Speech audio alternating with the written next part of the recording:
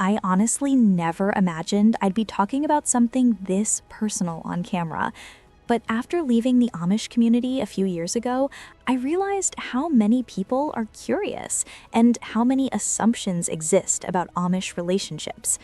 My name is Hannah. I grew up in a small Old Order Amish community in Pennsylvania, and today I want to answer one of the most common questions I get. Do Amish couples get physical before marriage? The simple answer, officially, no. But like most things in life, the real answer isn't quite that neat. Let me explain. When people hear about Amish teenagers, they often think of wild rebellion, secret parties, and dramatic breakaways. That image mostly comes from movies and TV. The reality is much quieter and far more structured. As teenagers, we entered a phase called Rumspringa. The word itself sounds adventurous, but it wasn't some chaotic free-for-all. It was mainly about socializing, meeting people, forming friendships, and for many of us, beginning courtship. Most of that happened at gatherings like Sunday night singings. These were essentially community events where young people could spend time together in a supervised but relaxed environment. And then there's something that really surprises outsiders. Bundling.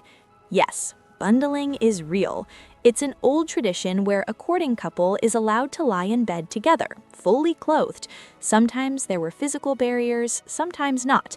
To modern ears, it sounds unbelievably awkward, maybe even unbelievable. But historically, it had practical roots. Amish homes weren't exactly built for privacy or comfort.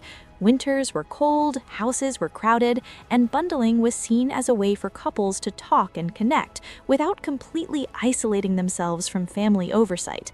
Now, here's where things get human.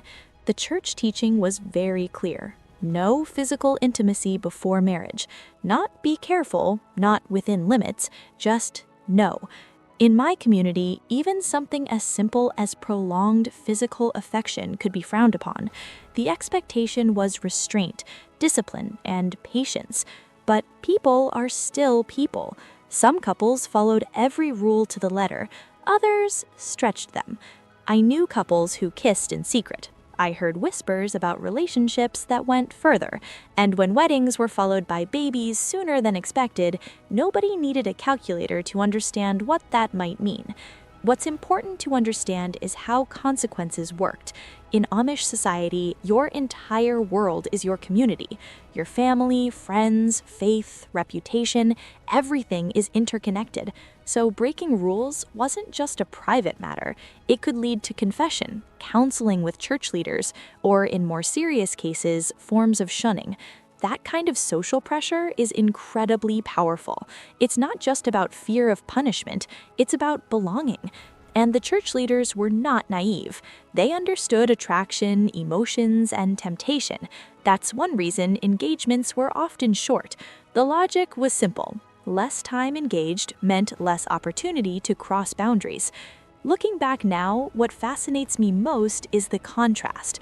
From the outside, Amish dating can seem extremely restrictive. From the inside, it was simply normal life, a system we grew up understanding.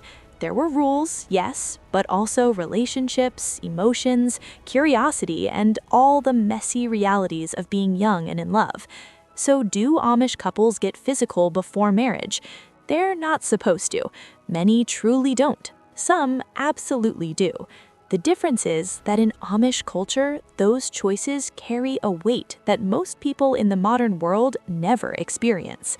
If you're curious about Amish life, relationships, or anything else you've always wondered about, tell me in the comments. There's a lot people don't see, and trust me, some of it might completely change how you think about the Amish world.